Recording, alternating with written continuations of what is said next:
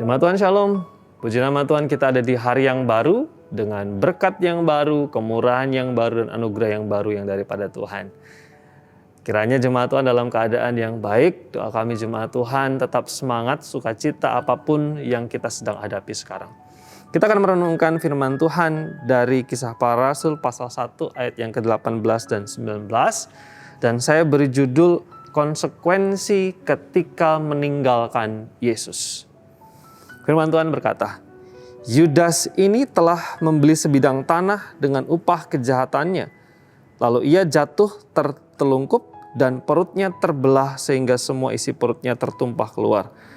Hal itu diketahui oleh semua penduduk Yerusalem sehingga tanah itu mereka sebut dalam bahasa mereka sendiri Hakal Dama, artinya tanah darah.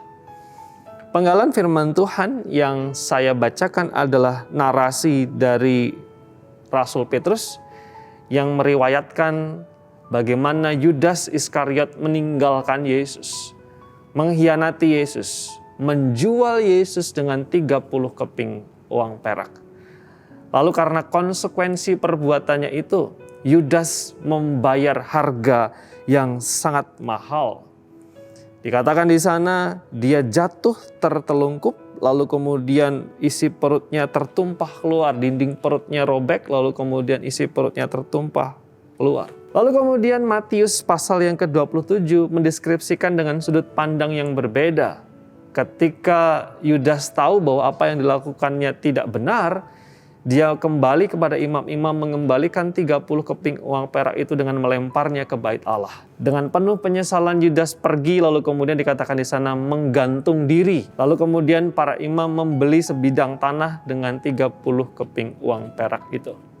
Agak berbeda memang, tetapi banyak penafsir mencari garis penghubungnya atau benang merahnya. Ada yang mengatakan Yudas menggantung diri, lalu kemudian talinya putus, dia jatuh tertelungkup dan dinding perutnya sobek.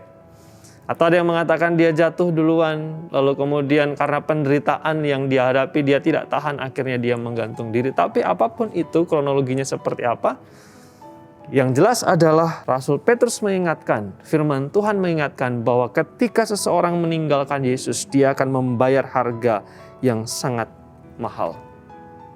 Ada konsekuensi ketika berani meninggalkan Yesus, menyangkal Yesus, mengingkari Yesus. Mungkin Bapak Ibu dan Saudara semua berpikir, ada artis, ada orang terkenal, ada kenalan saya ketika meninggalkan Yesus justru semakin kaya, semakin makmur, semakin terkenal, semakin sukses. Mungkin betul, tetapi kita meyakini iman kepada Yesus bukan hanya berbicara tentang di sini dan sekarang ini. Kita selalu percaya iman kepada Yesus bertalian erat dengan konsekuensi di masa yang akan datang. Hidup atau mati, hidup kekal atau mati kekal. Ketika seseorang meninggalkan Yesus berkaitan dengan konsekuensinya, yaitu kematian kekal, terpisah dari Tuhan selama-lamanya. Firman Tuhan ini mengajar kita, mendorong kita, memperingati kita supaya tidak main-main dengan keputusan kita. Tetapi juga mendorong kita untuk terus setia, untuk meyakini Yesus, memegang Yesus, memutuskan bahwa Yesus adalah satu dan selama-lamanya di dalam perjalanan iman kita.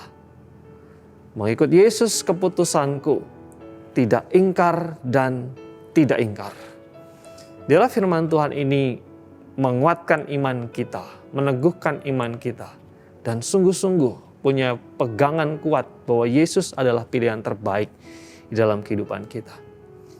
Jika Bapak Ibu dan Saudara semua diberkati dengan firman Tuhan ini, kami mengundang untuk bisa memberikan komentar, memberikan like, atau membagikan video ini supaya semakin banyak orang dikuatkan.